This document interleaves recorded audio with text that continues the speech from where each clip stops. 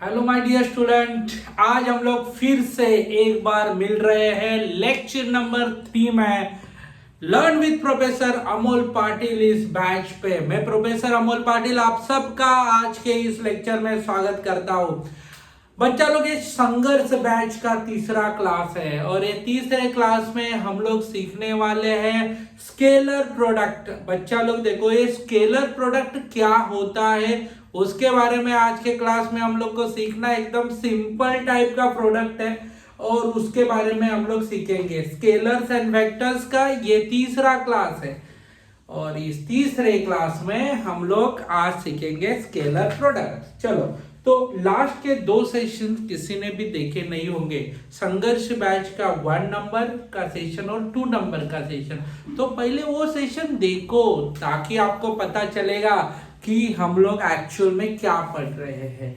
Direct ये session आप देखना मत, नहीं तो क्या होगा कि आपको समझेगा नहीं कि हम क्या पढ़ रहे हैं। तो स्केलर प्रोडक्ट, बेसिकली हम लोग स्केलर प्रोडक्ट के बारे में बात करते हैं। स्केलर प्रोडक्ट ये ऐसा होता है, ओनली ये मैग्नीट्यूड का प्रोडक्ट होता है, ठीक है। वो कैसे होता है उसके बारे में हम लोग आज के क्लास में बातचीत करेंगे। सुनो बेटा, स्केलर प्रोडक्ट का सपोज मान लो कि ये स्केलर प्रोडक्ट जो है ना, उसको हम लोग डिनोट करते हैं डॉट प्रोडक्ट, ठीक है। ये डॉट प्रोडक्ट कहा जाता है स्केलर प्रोडक्ट को। इधर ए वेक्टर है और दूसरा बी वेक्टर है। ए और बी वेक्टर के बीचों बीच क्या डाला है? डॉट। इसके लिए उसको हम लोग डॉट प्रोडक्ट नाम से जानते हैं बेटा। और इसमें क्या हो जाएगा, देखो, A B cos of angle theta. आप बोलेंगे सर ये थीटा किधर से आया? सिंपल है। सपोज ये ए वेक्टर है और ये बी वेक्टर है, तो इन दोनों वेक्टर के बीचों बीच का जो एंगल आता है उस एंगल को हम लोग बोलते हैं थीटा, ठीक है। ये थीटा एंगल रहता है, ठीक है बेटा। देखो ये क्या होता है, वेक्टर। इस वेक्टर का मैग्नीट्यूड मैंने लास्ट क्लास में आपको बताया था, वेक्टर का कन्वर्शन मैग्नीट्यूड में कैसे करने का। सेम इधर बी वेक्टर है, ये बी वेक्टर का मैग्नीट्यूड, दोनों के बीचों बीच का एंगल थीटा है, ठीक है। तो इस प्रकार से हम लोग बात करेंगे बेटा। देखो अभी ए वेक्टर डॉट बी वेक्टर ये स्केलर प्रोडक्ट का पार्ट है। फॉर एग्जांपल हम लोग है ना आगे जाके एग्जांपल देखेंगे। सुनो बेटा, अभी कंपोनेंट वेक्टर्स के कैसे निकालना है, एकदम सिंपल पार्ट है। सपोज इधर ए वेक्टर है तो ए वेक्टर के 2 कंपोनेंट बनाएंगे, एक वर्टिकल कंपोनेंट बनाया, एक हॉरिजॉन्टल कंपोनेंट बनाया, ठीक है। अभी देखो बेटा कौन सा, अभी देखो इसके 2 कंपोनेंट रहते हैं, एक आता है ए वाला साइन वाला कंपोनेंट और दूसरा आता है कॉस वाला कंपोनेंट। अभी साइन वाला कंपोनेंट कौन सा और कॉस वाला कंपोनेंट कैसा कौन सा, ये कैसे ढूंढने का? ये ए वेक्टर है, एंगल इधर बनाया है, तो जो एंगल के साथ कंपोनेंट आएगा वो ए कॉस थीटा आएगा, ठीक है। और जो एंगल के सिवाय आएगा वो क्या आएगा? ए साइन ऑफ एंगल थीटा। ध्यान देना, बहुत सारे स्टूडेंट लोग जैसे कि इंजीनियरिंग में जाने के बाद भी मैकेनिक्स नाम का एक पार्ट आता है, उसको भी मैं बच्चों को पूछता हूँ, क्योंकि मैं इंजीनियरिंग का एक मैकेनिक्स नाम का सब्जेक्ट जब पढ़ाता हूँ तब स्टूडेंट मेरे को आके पूछते सर ये कॉस कैसे हुआ और ये साइन कैसे हुआ। तो मैंने उनको एक ही रिलेशन बताया है कि जो एंगल के साथ वाला कंपोनेंट आएगा ना वो कॉस और जो नहीं आएगा वो साइन। मैंने थोड़ी मजाक में थोड़ी रोमांटिक बात उनको बताई थी, जो साथ निभाता है वो कॉस होता है और जो नहीं निभाता है वो साइन होता है। सिंपल सी बात है, सबको समझा? जो साथ निभाता है वो साइन होता है, जो नहीं निभाता है वो कॉस होता है। दैट्स इट, सेम चीज बेटा। देखो इधर ए है, इधर ए कॉस थीटा, ए साइन थीटा, ठीक है। अभी सपोज ये बी वाला वेक्टर है, ठीक है। ये दो, अभी मैं आपको क्वेश्चन पूछूंगा, भाई कौन सा साइन आएगा कौन सा कॉस आएगा? तू क्या बोलेगा? सर ये कॉस ये साइन, हॉरिजॉन्टल है कॉस, वर्टिकल है साइन। वैसा नहीं, मैंने एंगल ड्रॉ किया है क्या अभी तक? तो तू कैसे डिसाइड करेगा? तो पहले एंगल ड्रॉ कर। सपोज वो एंगल दिया जाएगा, यानी कि जो सम देंगे वो एंगल भी देंगे ना। सपोज एंगल तेरे को इधर दिया है तो ये बी है ना, बी का जो साथ निभाएगा वो कंपोनेंट क्या हो गया? B cos theta. और जो बी का साथ नहीं निभाएगा वो बी साइन थीटा, जो साथ निभाता है वो कॉस, नहीं निभाता है वो साइन। ठीक है, चलो अभी मैं और एक बात बताता हूँ तुझे। इधर देख, इधर ये वेक्टर है कि नहीं है, तो है बेटा। अभी सर इसमें से कौन सा कॉस आएगा कौन सा साइन आएगा मैं नहीं बता सकता। आप बोलेंगे ये सर ये कॉस ये साइन, ऐसा नहीं होता है, एंगल ड्रॉ करना पड़ेगा। ये एंगल है ना, तो ये क्या हो गया, ए कॉस थीटा, ये एंगल नहीं है इसके साथ, ए साइन ऑफ एंगल थीटा। तो कहने का मतलब क्या है, जो एंगल के साथ आएगा वो साइन थीटा, एंगल का साथ नहीं आएगा वो, सॉरी जो एंगल के साथ रहेगा वो कॉस, नहीं रहेगा वो साइन। समझा ना? तो इसका मतलब थोड़ा सा रोमांटिक बात बताता, जो साथ निभाता है ना वो कॉस होता है, जो छोड़ के चला जाता है वो साइन होता है। तो आपके जिंदगी में साइन है कि कॉस है वो देखो, ठीक है ना? ओके, जरा मैं मजाक कर रहा था, समझ के लेना, ठीक है? तो ये है साइन का फैक्टर और कॉस का फैक्टर। जो एंगल के साथ आएगा वो कॉस रहेगा, ठीक है? जो एंगल के साथ आएगा वो कॉस, जो एंगल के साथ आएगा कंपोनेंट वो कॉस।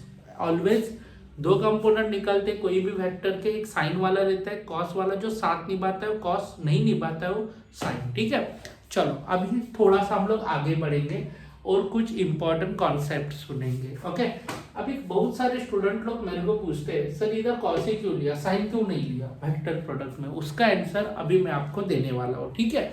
अभी नेक्स्ट डिस्कशन में। अभी बच्चा लोग देखो, इधर साइन और इधर कॉस क्यों लिया, ठीक है?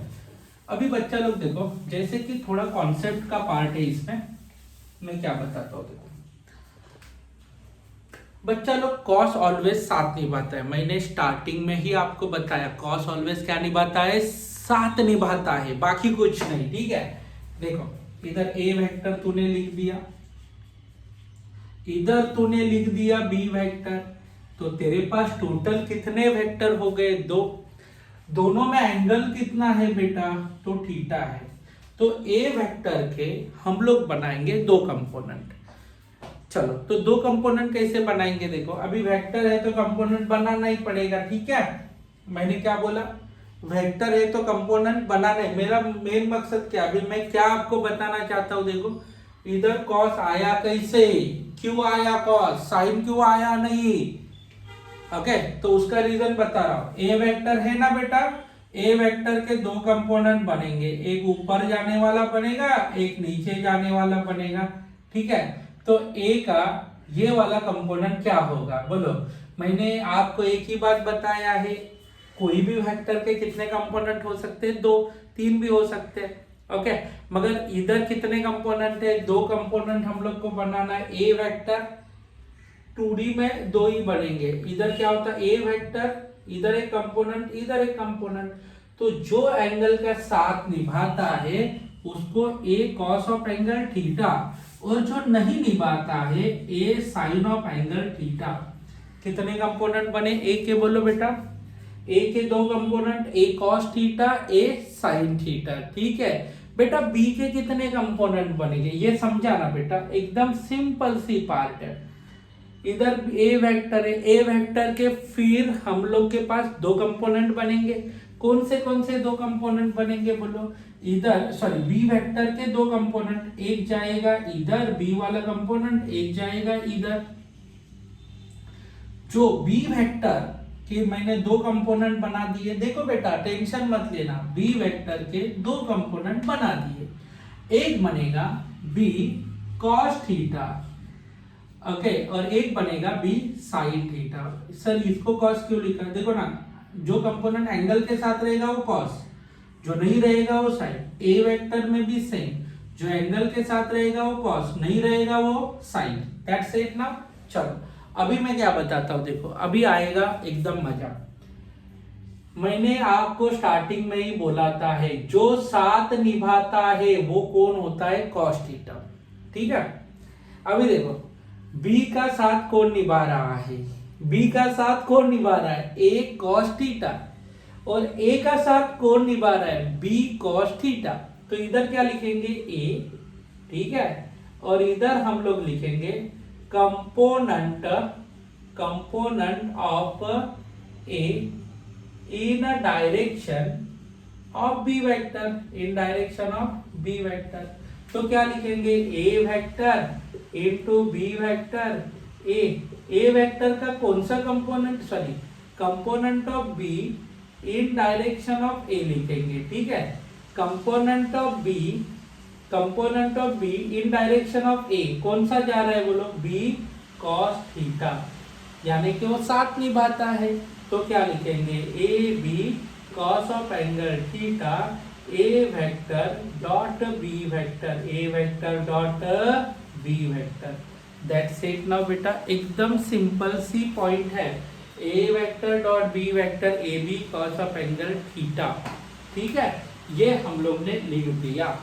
सीयर, अभी ये मैं दूसरे लैंग्वेज में भी लिख सकता हूँ, कैसे लिखेंगे बोलो, इधर B vector dot A vector लिख दिया, सबसे पहले बी का मैग्नीट्यूड, और इधर क्या लिखेंगे, सेम कंपोनेंट ऑफ किसका बेटा बोलो, component of A in direction of, कौन सा, in direction of B vector. देखो बेटा, बी के डायरेक्शन में, बी के वेक्टर के डायरेक्शन में कौन सा कंपोनेंट जा रहा है, सिंपल है, बी के डायरेक्शन में कौन सा कंपोनेंट जा रहा है, ए कॉस थीटा।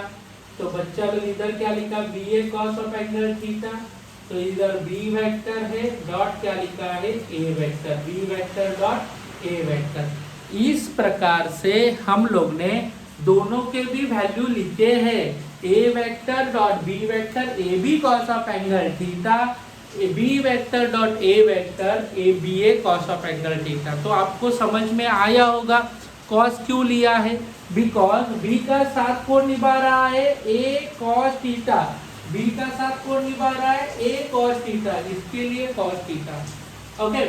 और इधर ए का साथ कौन निभा रहा है, देखो बी कॉस थीटा, इसके लिए ए का साथ निभाएगा बी कॉस थीटा, तो A B cos of angle theta. तो बच्चा लोग सबको समझ में आया है, ऐसा मुझे लगता है, ठीक है। बाहर जरा बारिश हो रहा है, थोड़ा सा आवाज का डिस्टर्बेंसेस होगा, हम लोग, हमारा प्लान चल रहा है कि आगे जाके अच्छा स्टूडियो बनाने का, ठीक है, मगर आप लोग ध्यान देना, ठीक है। ये सबको समझ में आया क्या, चलो आगे बढ़ते हैं बेटा, ओके।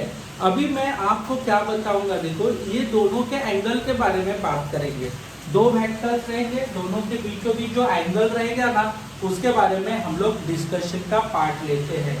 चलो, तो अभी मैं आगे बढ़ता हूँ।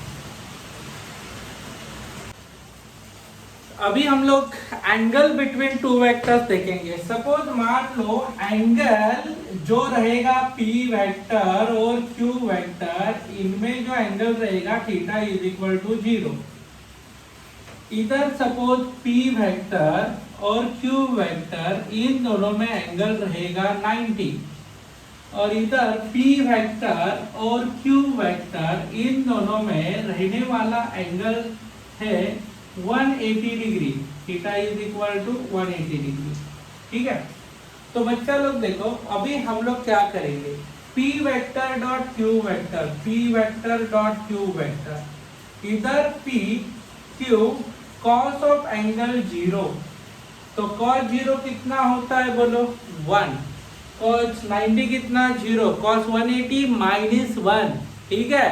तो इधर क्या आएगा पी क्यू, इधर क्या आएगा 1 is equal to P Q, P vector dot Q vector. इस प्रकार से हम लोग उसको सॉल्व करेंगे। P वेक्टर रहेगा, Q वेक्टर रहेगा, इधर पी क्यू लिखेंगे, कॉस ऑफ एंगल 90, कॉस 90 कितना होने वाला है 0, P vector dot Q vector, cos 90 0 लिख दिया, ठीक है। अभी जब हम लोग बात करेंगे दूसरे वाले वैल्यू के बारे में, P वेक्टर और Q vector, P vector dot Q vector, इधर पी क्यू कॉस कितना आएगा 180, कॉस 180 कितना होने वाला है पी क्यू माइनस 1, तो माइनस क्या लिखेंगे P Q, P vector dot Q vector. इस प्रकार से हम लोग उसको कैलकुलेट करेंगे, ठीक है। तो कहने का मतलब क्या है, देखो बेटा, इधर ये प्रोडक्ट का इस प्रकार से वैल्यू निकालते हैं हम लोग एंगल के हिसाब से। दोनों में एंगल 0 रहेगा तो पी क्यू, दोनों में एंगल 90 रहेगा तो डायरेक्टली मल्टीप्लीकेशन 0, और इधर 180 रहेगा तो पी क्यू कितना आएगा माइनस, इधर क्या लिखेंगे पी क्यू। ये वाला रिलेशन जो है बेटा, ये एंट्रेंस में सबसे ज्यादा पूछा जाता है ये वाला रिलेशन, क्योंकि इसमें हम लोग को A B C alpha beta gamma ऐसा वैल्यू निकालने के लिए वो लोग देते हैं। ठीक है, ये आप लोग याद रखना। ठीक है, ये आप कॉपी करके ले सकते हैं। जो मेरा स्पीड है वो मैंने नॉर्मल लेवल पे रखा है। यदि आपको फटाफट स्पीड में जाके करना पड़ेगा तो वीडियो का स्पीड बढ़ाने का रहता है, देखो 1.5 ओके 2 ऐसा करके आप लोग फटाफट लेक्चर भी देख सकते हैं। ठीक है, अभी मैं क्या करता हूँ आपको समझाने के लिए थोड़ा धीरे धीरे चलता हूँ, तो इसके लिए आप लोग थोड़ा सा वो स्पीड का भी झमेला देख सकते हैं। ठीक है, आगे बढ़ते हैं बेटा, इसको मैं रब करता हूँ। ठीक है, थोड़ा आगे बढ़ने के लिए। अभी दूसरा चीज जो एकदम इंपॉर्टेंट है, ये कॉन्सेप्ट जो हम लोग अभी देखने वाले हैं वो एंगल के हिसाब से देखना है, यूनिट वेक्टर के फॉर्म में। चलो सर, अपने पास है ना अभी दूसरा चीज क्या है वो देखो बेटा, इसमें एक्स एक्सिस है, इधर कौन सा एक्सिस है वाई एक्सिस, और इधर Z axis. Okay, X Y Z. अब ये तीनों भी एक दूसरे को परपेंडिकुलर टू ईच अदर है। एक्स एक्सिस के साथ कौन सा यूनिट वेक्टर जाता है बेटा, एक्स एक्सिस के साथ यूनिट वेक्टर जाता है आई, वाई एक्सिस के साथ यूनिट वेक्टर जाता है जे, और के एक्सिस के साथ यूनिट वेक्टर जाता है के। ठीक है, तो अभी मैं क्या बताता हूँ, इधर आई है इधर जे है। ओके, तो मैं क्या बताता हूँ, देखो दोनों में एंगल कितना है, इधर 90 डिग्री है, इधर 90 डिग्री है। ठीक है, और इधर भी क्या है 90 डिग्री। ठीक है, अभी मैं क्या लिखूंगा, आई डॉट जे लिखूंगा, आई डॉट जे। अभी आपको आई का मैग्नीट्यूड पता है कितना होता है 1, जे का भी मैग्नीट्यूड पता है, यूनिट वेक्टर होने के बहाने 1 आएगा। आई और जे में एंगल कितना है 90, कॉस कितना लिखा बेटा 90, cos 90 कितना होगा 0, तो फाइनल आंसर भी क्या हो जाएगा 0। 1.0 is equal to 0 I dot J. बेटा आप है ना, मैं क्या बताता हूँ, देखो इधर बोलेंगे सर जे और के में 90 डिग्री कैसे, सिंपल है बेटा। आपके घर में देखो, कोई भी कोने में देख लेना, कोने में यानी कि आपके घर का जो भी बीम का कोना रहता है ना उसमें देखना, उस कोने में 3 लाइन आती है, एक आती है एक्स वाली, वाई वाली, और दूसरी आती है जेड वाली। ठीक है, अपना बोर्ड क्या है बोलो बेटा, एक्स और वाई, जेड उसके अस्तित्व में नहीं है, 2D बोलते हैं अपने बोर्ड को। ठीक है, एक्स और वाई ही ड्रॉ कर सकते, जेड को ड्रॉ नहीं कर सकते। इसके लिए मैं इधर अभी सपोज मान लो मैं बताना चाहूँ तो एक्स ऐसा रहेगा, वाई ऐसा रहेगा, और जेड आपकी तरफ आएगा। अभी आपकी तरफ आने वाला जेड में नहीं दिखा सकता, इसके लिए उसको थोड़ा नीचे की तरफ मोड़ दिया है। ठीक है, आई क्रॉस जे। अभी बेटा देखो दूसरा चीज, जे क्रॉस के, जे क्रॉस के, जे डॉट के, जे का वैल्यू 1 है, के का वैल्यू 1 है, cos of angle 90, same answer आएगा 0। जे डॉट के कितना आएगा 0। अभी नेक्स्ट क्या लिखेंगे बोलो, के डॉट आई, के डॉट आई लिख के देखते हैं, इधर भी 1 cos 90 कितना होगा 0, 1.0, फाइनल आंसर कितना आएगा 0। तो कहने का मतलब क्या है कि जब हम लोग यूनिट वेक्टर का प्रोडक्ट करेंगे किसके साथ, आई डॉट जे और बेटा जे डॉट के डॉट आई, फाइनल आंसर कितना आएगा बेटा 0। इसका मतलब जब आई डॉट जे, जे डॉट के डॉट आई रहेगा तो डायरेक्टली क्या लिखने का 0। ये है अपने डॉट प्रोडक्ट का सबसे इंपॉर्टेंट पैरामीटर जो मैंने आपको बताया। चलो इसको ना अच्छे तरह से आप कॉपी करके लेना। ओके, आगे जाके देखते बेटा, इसको मैं अभी रब कर रहा हूं। ठीक है, सिर्फ इधर लिख के रखता हूं, I dot J, J dot K and K dot I is equal to 0। समझा? ठीक है, Amol sir 0। Now let's see. अभी बच्चा लोग देखो, मैं क्या बताता हूँ, इधर x एक्सिस है, इधर y एक्सिस है और इधर z एक्सिस है। टोटल कितने एक्सिस हो गए? 3, x y z। इधर आएगा यूनिट वेक्टर, इधर आएगा यूनिट वेक्टर, इधर आएगा j यूनिट वेक्टर, इधर भी आएगा j यूनिट वेक्टर, इधर k यूनिट वेक्टर आएगा, इधर भी k unit vector. i dot I कैसे लिखेंगे? एकदम सिंपल, i डॉट आई का वैल्यू बेटा 1 होता है, ये i का वैल्यू भी 1 होता है। cos का वैल्यू, cos i और i दोनों सेम डायरेक्शन में जा रहे हैं, एंगल कितना रहेगा? cos 0। तो क्या लिखेंगे? 1 डॉट 1 डॉट 1 कितना आएगा? 1। समझा? i डॉट j कैसे आया? i डॉट i कैसे आया? समझा क्या? इधर i डॉट j करते थे तब 0 आता था, मगर i डॉट i कितना होता है? 1। नेक्स्ट j दोनों में एंगल कितना है? बोलो कितना आएगा? 0। सपोज इधर j डॉट j लिख दिया, j का वैल्यू 1 होगा, ये j का वैल्यू 1 होगा और cos 0 कितना होगा? 1। तो j डॉट j कितना होने वाला है बेटा? 1। j डॉट j कितना होने वाला है? 1। उसके बाद k डॉट k कैसे लिखेंगे? ध्यान देना, k डॉट k का वैल्यू 1, ये 1, cos 0, इधर 1 डॉट 1 डॉट 1, फाइनल आंसर 1। तो k डॉट k कितना होगा बेटा? 1। सबको मेरे हिसाब से समझ में आया होगा। इधर मैंने एकदम प्रॉपरली बताया है आपको, i डॉट i कितना होता है? 1, j डॉट j कितना होता है? 1 और k डॉट k भी कितना होता है बेटा? 1। तो इधर लिखेंगे बेटा i dot i, j dot j और k डॉट k कितना होगा बेटा? 1 के बराबर होगा।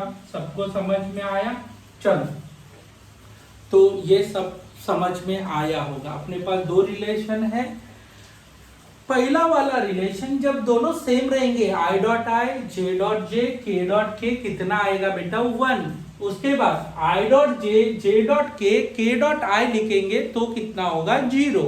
सबको समझ में आया होगा ऐसा मुझे लगता है, ठीक है। तो जब सिमिलर यूनिट वेक्टर रहेंगे तो 1 आएगा और डिसिमिलर यूनिट वेक्टर रहेंगे तो 0 आएगा। चलो आगे बढ़ते बेटा, मैं अभी इसको रब करता हूं और हम लोग आगे बढ़ेंगे, ठीक है। इसका आप स्क्रीनशॉट लिख सकते हैं, फटाफट वीडियो पॉज करके लिख सकते हैं। यदि स्पीड बढ़ा के लिखना है तो भी लिख सकते हैं, नो प्रॉब्लम। समझा ना? वीडियो का स्पीड किसको लगता है कि ज्यादा करेंगे और लिखेंगे, नो प्रॉब्लम बेटा, जैसे आपको अच्छा लगे वैसा आप लोग कर देना। इधर सिर्फ लिख के रखता हूं i dot j, j dot k dot i is equal to 0। i dot i, j dot j, k dot k is equal to 1। That's it. Now बेटा समझा सबको?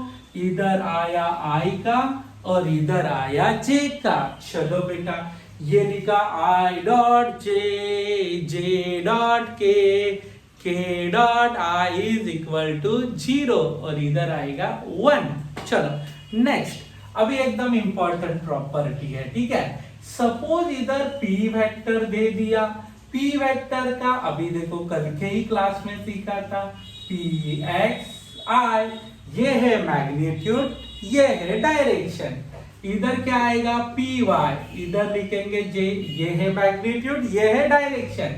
इधर लिखेंगे pz, इधर क्या लिखा? Magnitude, direction. q वेक्टर लिखेंगे बेटा, इधर qx लिखा, इधर लिखा i, इधर qy, इधर लिखा j, इधर qz, इधर लिखा k। सबको समझा बेटा? I J K X Y Z, X Y Z, X Y Z। सबको समझ में आया? अभी हम लोग क्या करेंगे? I वेक्टर डॉट, अभी देखो इन दोनों का प्रोडक्ट करेंगे। चलो इधर लिखेंगे, इधर P डॉट Q, ठीक है, दोनों को लिख दिया। अभी आएगा मजा, यही तो मुझे पढ़ाना था आपको, इसके लिए तो मेरे को हिस्ट्री बताना पड़ा इतनी सब। चलो इधर क्या लिखेंगे, पी एक्स आई लिखा, पी वाई जे लिखा, पी जेड के लिखा। उसके बाद क्यू एक्स आई लिखा, क्यू वाई जे लिखा, क्यू जेड के लिखा बेटा। अरे हाँ या ना बेटा, सुन। तो हम लोग क्या करेंगे, देखो यदि i का मल्टीप्लाई i के साथ करेंगे तो ही 1 आएगा, i का मल्टीप्लाई j के साथ करने जाएंगे तो 0, i का मल्टीप्लाई k के साथ करने जाएंगे तो 0, j का मल्टीप्लाई i के साथ करने जाएंगे तो 0 होगा, j का मल्टीप्लाई j के साथ करेंगे तो 1 आएगा, j का मल्टीप्लाई k के साथ करेंगे तो 0।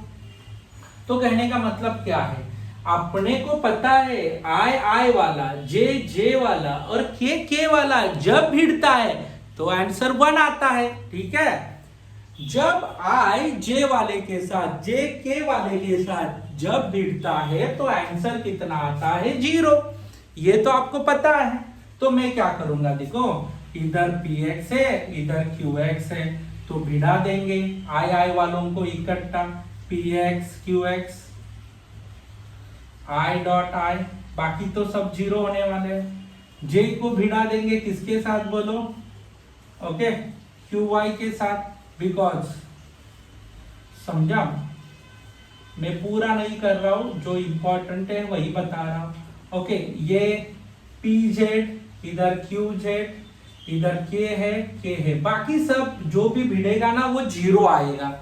इसके लिए देखो i का मल्टीप्लाई i के साथ, j का मल्टीप्लाई j के साथ, k का मल्टीप्लाई k के साथ, तो बेटा इधर क्या आएगा, px आएगा, qx आएगा, 1 लिखेंगे, py आएगा, qy आएगा, 1 लिखेंगे, pz आएगा, qz आएगा, 1 लिखेंगे, इधर px qx plus py qy और pz qz इसमें लिख दिया, इधर P डॉट Q। तो इस प्रकार से हम लोग उसको देख सकते हैं। सबको समझा क्या, Px Qx, Py Qy, Pz Qz, इस प्रकार से हम लोग मल्टीप्लाई कर सकते हैं। इसका मल्टीप्लाई इसके साथ, इसका मल्टीप्लाई इसके साथ, इसका मल्टीप्लाई इसके साथ, बिकॉज आई का ही 1 आता है, जे का ही 1 आता है, के का 1, आई के साथ जे का करेंगे तो 0 आने वाला है, तो बिना मतलब की बात हो जाएगी। इसके लिए याद रखना, इस प्रकार से हम लोग उसका कैलकुलेशन करेंगे। ठीक है, अभी मैं ये इतना पूरा डिस्कशन किया है, उसके ऊपर अभी मैं आपको बात करने वाला हूं। याद रखना, जो दो वेक्टर क्वांटिटी का dot product always scalar quantity आता है, उसके बारे में हम लोग बात करेंगे। ये तो आपको समझ में आया रहेगा। चलो बेटा आगे बढ़ते हैं, इसको मैं रब करता हूं। याद रखना, इसका इसके साथ, इसका इसके साथ, इसका इसके साथ, उतना ही याद रखना है। ठीक है, चलो आगे बढ़ेंगे बेटा।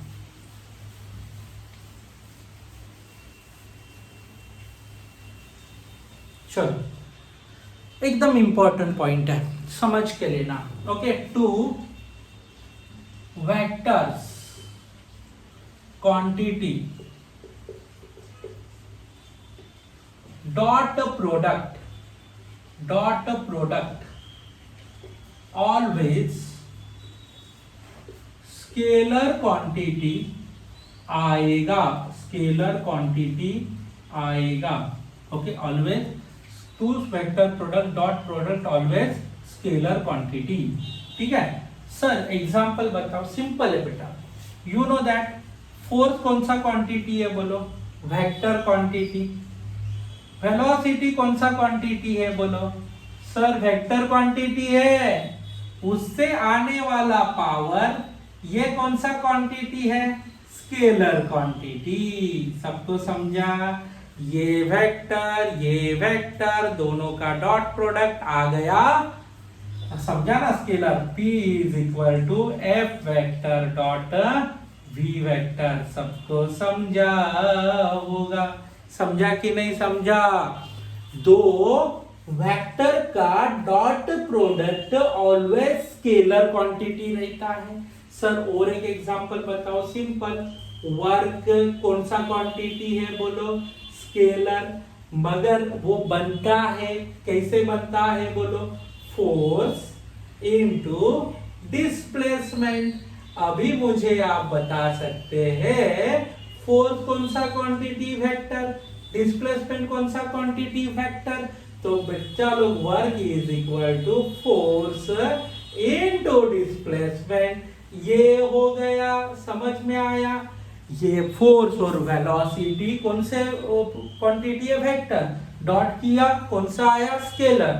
फोर्स और डिस्प्लेसमेंट वेक्टर, डॉट प्रोडक्ट किया आया स्केलर। एकदम इंपॉर्टेंट डिस्कशन का पार्ट है।